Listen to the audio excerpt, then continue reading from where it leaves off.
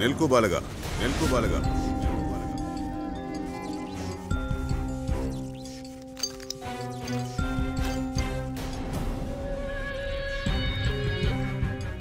നിന്റെ ചിന്തകളും നിന്റെ ഓരോ തീരുമാനവും നമ്മുടെ തന്നെ ആഗ്രഹമാണ്.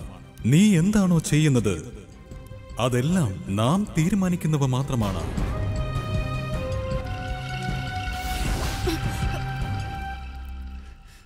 എന്നോട് ക്ഷമിക്കൂ ബാലക. തെറ്റിദ്ധാരണ കൊണ്ട് ഞാൻ നിന്നെ ധാരാളം ദ്രോഹിച്ചു, വേദനിപ്പിക്കുകയും ചെയ്തു. പക്ഷേ അശരീരിയിൽ പ്രതിപാദിച്ച ബാലകൻ നീയല്ലെന്ന് എനിക്കിപ്പോൾ മനസ്സിലായി. കംസ മഹാരാജൻ, ഞാൻ അങ്ങയോട് നേരത്തെ തന്നെ പറഞ്ഞതല്ലേ, ഞാൻ ബലരാമനാണ്, അങ്ങയുടെ അനന്തരവൻ അല്ലെന്ന്. പക്ഷെ ഞാൻ പറഞ്ഞതൊന്നും താങ്കൾ വിശ്വസിച്ചില്ല. ഇപ്പോൾ ഞാൻ എല്ലാം കേൾക്കുന്നുണ്ട്, മനസ്സിലാക്കുന്നുമുണ്ട്.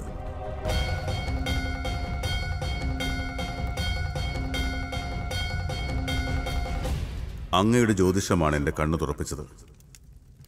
അങ്ങയുടെ മാർഗദർശനം എന്നിൽ മാറ്റമുണ്ടാക്കി. അതുകൊണ്ട് ഞാൻ എപ്പോഴും അങ്ങയോട് കടപ്പെട്ടിരിക്കും ഗുരുദേവ. വിഷ്ണുവിന്റെ ദാസനാകുന്നതിൽ നിന്ന് അങ്ങനെ രക്ഷിച്ചു. ഇനി ഞാൻ വധിക്കാൻ പോകുന്നത് ആരെയാണെന്നറിയണ്ടേ? ഭാദ്രപദ മാസത്തിലെ കൃഷ്ണപക്ഷത്തിൽ അഷ്ടമി നാളിൽ അർദ്ധരാത്രി ജനിച്ച ആ ബാലകനെ.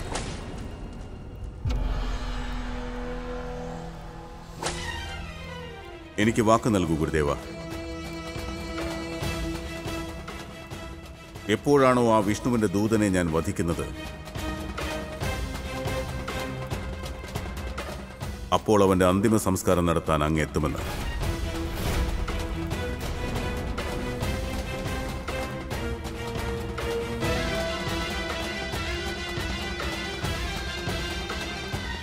നാരായണ നാരായണ പ്രഭോ, അങ്ങയുടെ അനുഗ്രഹത്താൽ ശേഷാവതാരത്തിന് ഭവിക്കുമായിരുന്ന വിപത്ത് ഇല്ലാതായി.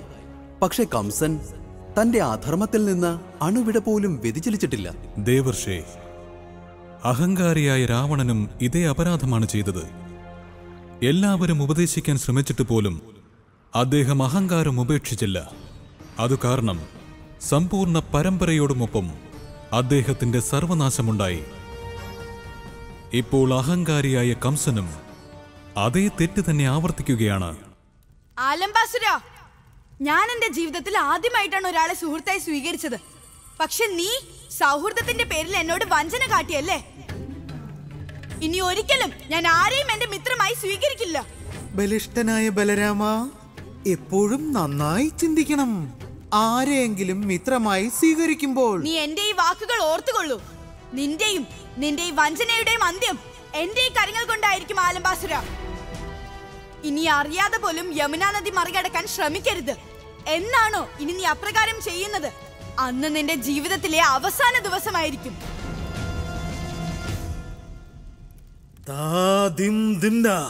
ഞാൻ കംസന്റെ മിത്രമാണ്.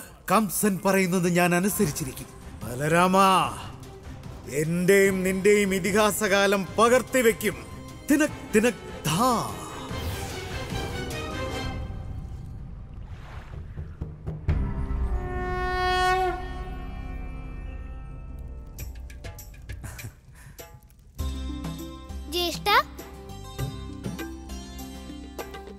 ജ്യേഷ്ഠന് പൂർണ്ണ സൗഖ്യമാണല്ലോ. അതെ രാധേ, എനിക്ക് പൂർണ്ണ സൗഖ്യമാണ്. ഞാൻ ഇന്ന് കംസ മഹാരാജനെയും എല്ലാം പറഞ്ഞ് മനസ്സിലാക്കി. ഇനി നോക്കിക്കോളൂ, അദ്ദേഹം ബ്രിജദേശത്തേക്ക് ഇനി ഒരിക്കലും അസുരന്മാരെ അയക്കില്ല.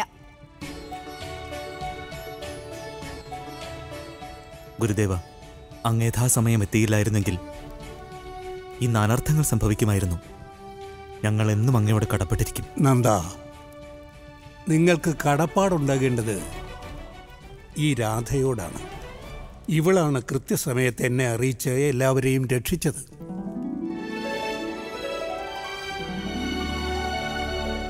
മുതിർന്നവർക്ക് പോലും സാധിക്കാത്ത കാര്യങ്ങളാണ് ഇന്നെന്റെ രാധ ചെയ്തു കാണിച്ചത്. പിതാവേ, ഞാൻ രാധയാണ്. ഞാൻ എന്താണോ ചെയ്തത് അത് ലക്ഷ്മി ദേവിയുടെ അനുഗ്രഹത്താലാണ് സാധ്യമായത്.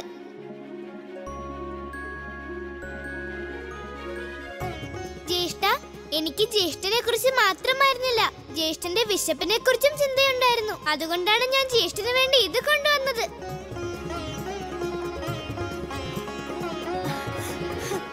ലഡ്ഡു.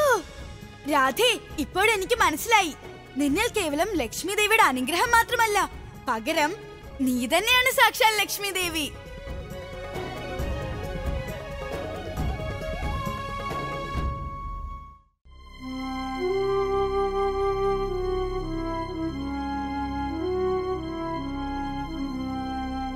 നാരായണ നാരായണ. പ്രഭോ, അവസാനം അത്ഭുതകരവും അവിസ്മരണീയവുമായ നിമിഷം ആഗതമായി. ബലരാമൻ സ്വന്തം ജന്മത്തിനു മുമ്പ് വേർപിരിക്കപ്പെട്ട തന്റെ യഥാർത്ഥ മാതാപിതാക്കളെ കാണുന്ന നിമിഷം.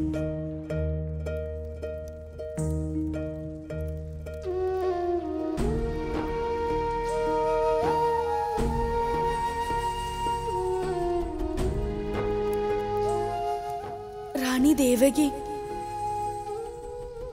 വസുദേവ മഹാരാജൻ, സത്യത്തിൽ എനിക്കറിയില്ല നിങ്ങളുമായി എനിക്കുള്ള ബന്ധം എന്താണെന്ന്. പക്ഷെ നിങ്ങൾ രണ്ടുപേരും എന്റെ മുന്നിൽ നിൽക്കുമ്പോൾ എനിക്ക് തോന്നുന്നത് എന്താണെന്ന് അറിയാമോ? ഞാൻ എന്റെ പിതാവിന്റെയും മാതാവിന്റെയും മുന്നിൽ നിൽക്കുകയാണെന്ന്.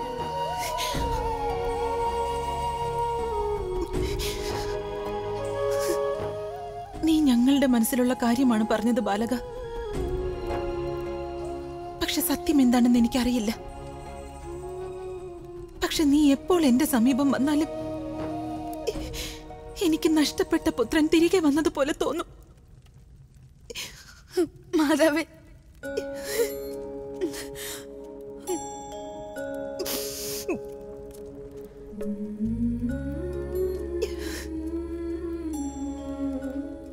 ബലരാമ, നീ നിന്റെ പിതാവിനെ അന്വേഷിച്ചല്ലേ ഇവിടെ എത്തിയത്? അതുകൊണ്ട് ഇന്നു മുതൽ ഞാൻ നിന്നെ എന്റെ പുത്രനായി സ്വീകരിക്കുകയാണ്.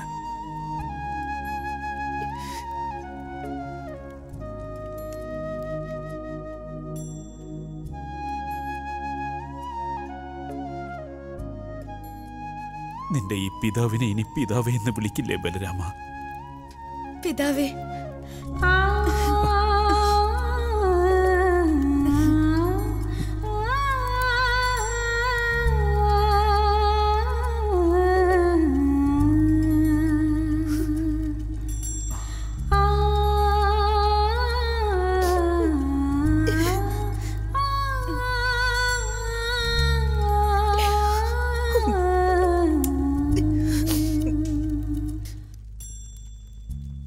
മാതാവേ, പിതാവേ, ഈ പുത്രന് മാതാവിന്റെ കൈകൾ കൊണ്ട് ലഡു നൽകില്ലേ? മാതാവിന്റെ ഈ പുത്രന് നന്നായി വിശക്കുന്നുണ്ട്.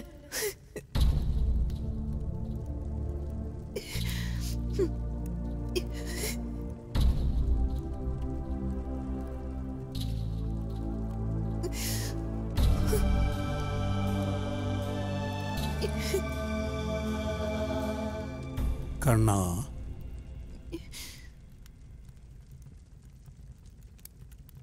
കണ്ണനെ എവിടെയെങ്ങും കാണുന്നില്ലല്ലോ.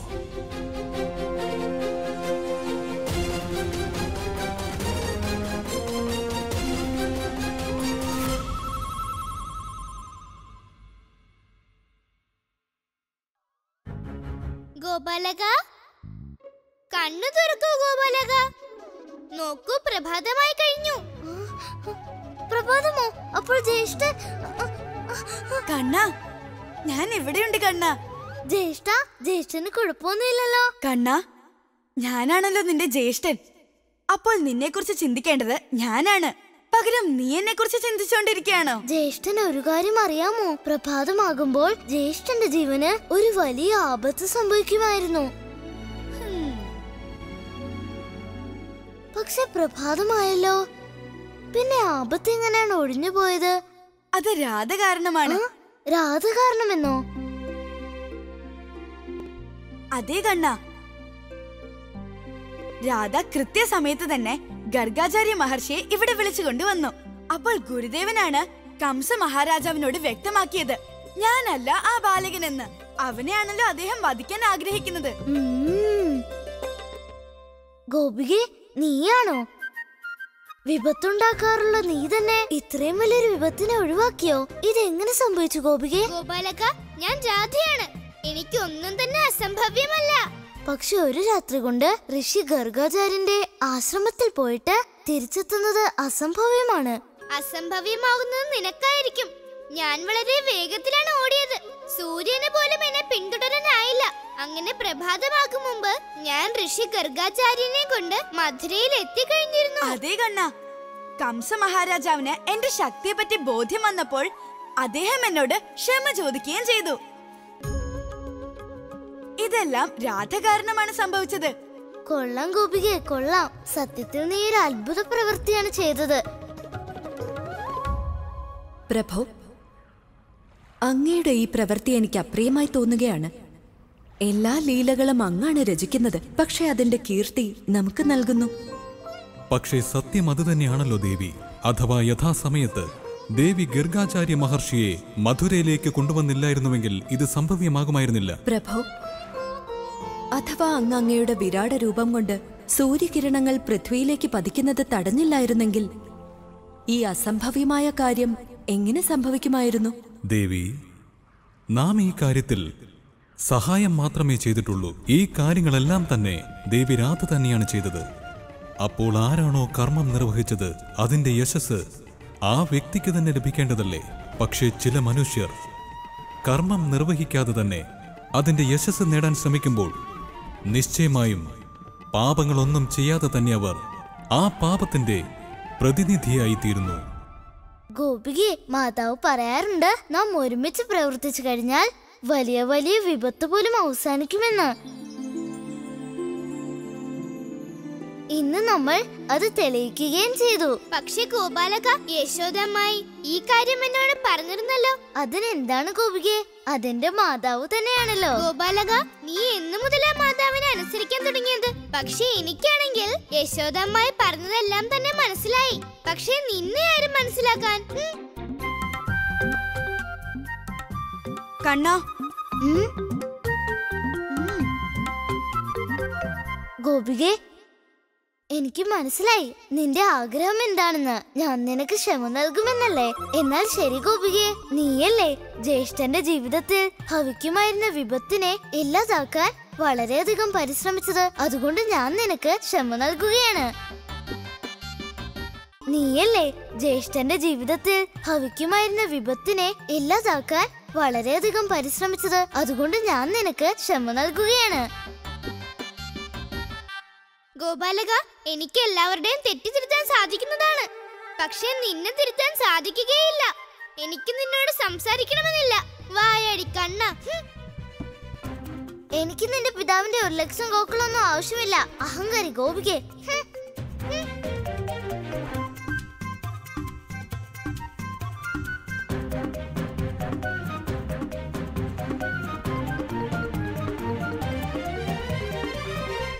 ലോകത്തിന് മുന്നിൽ നിങ്ങൾ രണ്ടുപേരും എന്ത് ലീലകൾ കാട്ടിയാലും ഒരു കാര്യം സത്യം തന്നെയാണ്. താങ്കളും പ്രകൃതിയും യോജിച്ച് പ്രവർത്തിച്ചതുകൊണ്ടാണ് സൂര്യോദയത്തെ തടയാനും കംസന്റെ തീരുമാനത്തെ മാറ്റാനും കഴിഞ്ഞത്. നിങ്ങൾ രണ്ടുപേർക്കും എൻ്റെ ശതകോടി പ്രണാമങ്ങൾ.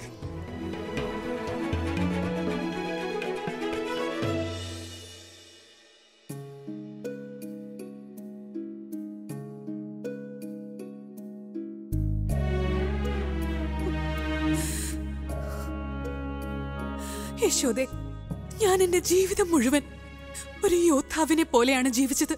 പക്ഷെ ഇപ്പോ സത്യത്തിൽ എനിക്ക് എന്തെങ്കിലും ചെയ്യണമെന്ന ആഗ്രഹമുണ്ടെങ്കിലും അത് സാധിക്കുന്നില്ല. നമ്മുടെ കുഞ്ഞുങ്ങളുടെ ജീവൻ രക്ഷിക്കുന്ന കാര്യത്തിൽ അസമർത്ഥയാണ് ഞാൻ. ജ്യേഷ്ഠത്തി, നമ്മുടെ പക്കൽ ഒരു മാർഗവും ഇല്ലെങ്കിൽ എല്ലാം ഈശ്വരന് സമർപ്പിക്കുകയാണ് വേണ്ടത്. എനിക്ക് പൂർണ്ണ വിശ്വാസമുണ്ട് ചതുർഭുജനായ നാരായണൻ നന്ദരാജനെയും പിന്നെ നമ്മുടെ കുഞ്ഞുങ്ങളെയും രക്ഷിക്കുമെന്ന്. അല്ലയോ സത്യനാരായണ, അവർക്ക് അനർത്ഥമൊന്നും വരുത്തരുതേ. പ്രഭു, എനിക്ക് മനസ്സിലാകുന്നതേയില്ല. മാതാവായ യശോദയ്ക്ക് കണ്ണനെ ഒരു നിമിഷം പോലും പിരിഞ്ഞിരിക്കാൻ സാധിക്കുമായിരുന്നില്ല. പക്ഷെ ഇപ്പോൾ ദൃഢചിത്തതയോടും ആത്മവിശ്വാസത്തോടും കൂടി നിൽക്കുകയാണ്. ഇത് മാതാവായ യശോദയുടേതല്ല, മറിച്ച് ഭക്തയായ യശോദയുടെ ആത്മവിശ്വാസമാണ്. ഭക്തയായ യശോദയോ? എനിക്കൊന്നും മനസ്സിലാകുന്നില്ല പ്രഭു. ദേവി, മാതാവായ യശോദ ഓരോ ഭാവത്തെയും അതിന്റെ പൂർണ്ണ രൂപത്തിലാണ് സ്വീകരിക്കാറുള്ളത്. സ്വന്തം മാതൃവാത്സല്യം കൊണ്ട് അവർ പരമാത്മാവായ കണ്ണനെ തന്റെ വസ്ത്രാഞ്ചലത്താൽ ബന്ധിക്കുന്നു. പിന്നെ ഭക്തി പാരവശ്യത്താൽ അവർ ഭഗവാൻ നാരായണനിൽ അത്രത്തോളം വിശ്വാസം അർപ്പിക്കുകയും ചെയ്യുന്നു. അതിന്റെ അർത്ഥം ഇതാണ് പ്രഭു. മാതാവ് യശോദയെപ്പോലെ മനുഷ്യർ ഏതൊരു കാര്യത്തെയും പൂർണ്ണ മനസ്സോടെ സ്വീകരിച്ചു കഴിഞ്ഞാൽ അവർക്ക് തങ്ങളുടെ ഓരോ കർമ്മത്തിലും വിജയം നേടാൻ സാധിക്കുന്നതാണ്. അതേ ദേവി, ആ കാരണം കൊണ്ടാണ് ഈ പൂർണ്ണഭാവത്തെ മറ്റൊരു രീതിയിൽ സിദ്ധി എന്ന് പറയപ്പെടുന്നത്. മഹാരാജൻ, ഇനി ഞങ്ങളെ പോകാൻ അനുവദിച്ചാലും ഗോകുലത്തിൽ എല്ലാവരും പരിഭ്രമിക്കുന്നുണ്ടാവും. നിങ്ങൾ ഇവിടെ എത്തിയെങ്കിലും എനിക്കൊന്നും ചെയ്യാൻ കഴിഞ്ഞില്ല. എന്നാണോ നിനക്കെതിരെ എനിക്ക് തെളിവുകൾ ലഭിക്കുന്നത്, അന്ന് നിന്നോടൊപ്പം ഗോകുലം മുഴുവനും ഞാൻ സർവനാശം വരുത്തിയിരിക്കും.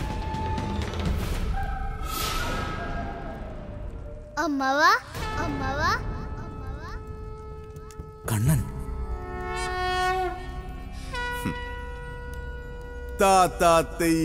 കൃഷ്ണനല്ലേ അത്? അങ്ങോട്ടും ഇങ്ങോട്ടും നോക്കണ്ട, ഇതാ ഇവിടെയുണ്ട്.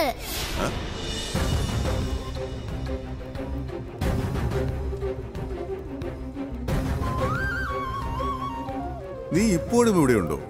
അമ്മാവനോട് യാത്ര ചോദിക്കാതെ എനിക്ക് എങ്ങനെ പോകാൻ സാധിക്കും? സ്വന്തം ജീവിതത്തോട് മോഹമില്ലേ? ഉണ്ടല്ലോ, എന്റെ ഒപ്പം ഗോകുലവാസികളുടെ ജീവിതത്തോടും മോഹമുണ്ട്. അതുകൊണ്ടല്ലേ ഞാൻ വന്നത്, താങ്കളോട് സംസാരിക്കാൻ. ഇനി ഏത് കാര്യമാണ് എന്നോട് പറയാനുള്ളത്?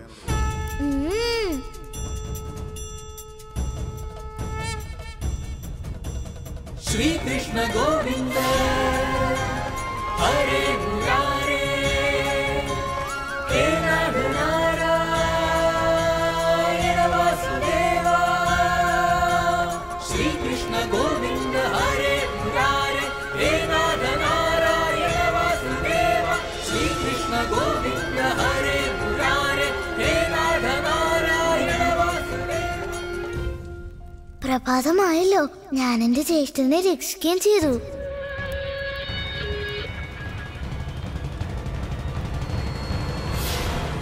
എന്നോട് രോഷം കൊള്ളണ്ട, എന്നോട് ചോദിക്കൂ, അങ്ങേക്ക് എന്തുകൊണ്ടാണ് ഒന്നും ചെയ്യാനാകാത്തതെന്ന്. മാതാവ് പറയാറുണ്ട്, സത്യത്തെ ആർക്കും അടിച്ചമർത്താൻ സാധിക്കില്ലെന്ന്. ഇത്രയും ചെറുതായിട്ടും ഈ കാര്യം എനിക്ക് മനസ്സിലാകുമെങ്കിൽ പിന്നെ താങ്കൾക്ക് എന്താണ് മനസ്സിലാകാത്തത്? താങ്കൾ ഇത്രയും വലുതല്ലേ അല്ലേ കംസനമാവ?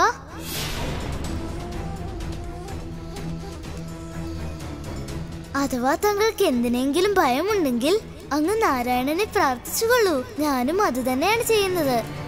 കംസനമ്മാവ, ആരോഗ്യം ശ്രദ്ധിച്ചു കൊള്ളണം. ഞാനിപ്പോൾ പോവുകയാണ്.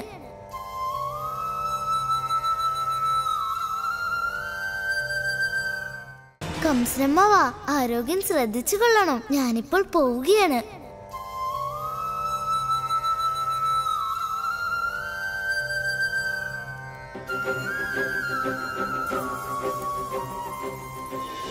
പിന്നെ അങ്ങ് ഈശ്വരനാകാൻ ആഗ്രഹിക്കുന്നെങ്കിൽ താങ്കൾക്ക് നാരായണനെ സ്വീകരിക്കേണ്ടതായി വരും. നിനക്ക് യഥാർത്ഥത്തിൽ ഭഗവാനാകണമെന്ന് ആഗ്രഹമുണ്ടെങ്കിൽ നീ ഇതം പ്രഥമമായി നമ്മെ തന്നെ സ്വീകരിക്കേണ്ടതായി വരും. കാരണം താങ്കളുടെ ഉള്ളിലും നാരായണനാണ് വസിക്കുന്നത്. അഹം ബ്രഹ്മാസ്മി. അഹം സർവസ്യ പ്രഭവോ മത സർവം പ്രവർത്യതേ.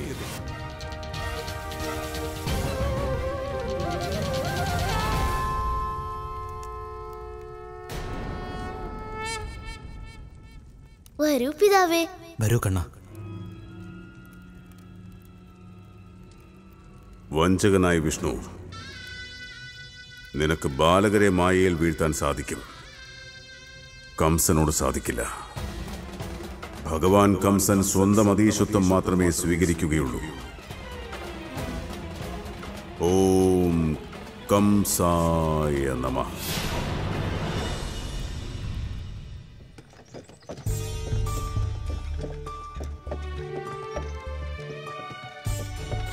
നന്ദ, വൃഷഭാനു, എൻ്റെ ആശ്രമത്തിലേക്കുള്ള മാർഗം ഇതാണ്. എനിക്ക് സന്ധ്യ വരുന്നതിന് മുമ്പ് ആശ്രമത്തിലെത്തേണ്ടതുണ്ട്. മനുഷ്യനല്ല ശക്തിയുള്ളത്, സമയത്തിന് മാത്രമാണ് ശക്തി. നന്ദ, വൃഷഭാനു, പരിഭ്രമിക്കാതിരിക്കൂ. കാലം തന്നെ കംസനോട് വ്യക്തമാക്കും. സത്യത്തിന്റെ ശക്തി. ഒന്നും തന്നെ കാണാതെ പോകുന്നില്ല. നാരായണൻ എല്ലാത്തിനും സാക്ഷിയാണ്. നിശ്ചിത സമയമാകുമ്പോൾ ധർമ്മരക്ഷാർത്ഥം എല്ലായ്പ്പോഴും അവതാരമെടുക്കാറുള്ള നാരായണൻ തന്നെ കംസനെ വധിക്കുന്നതായിരിക്കും.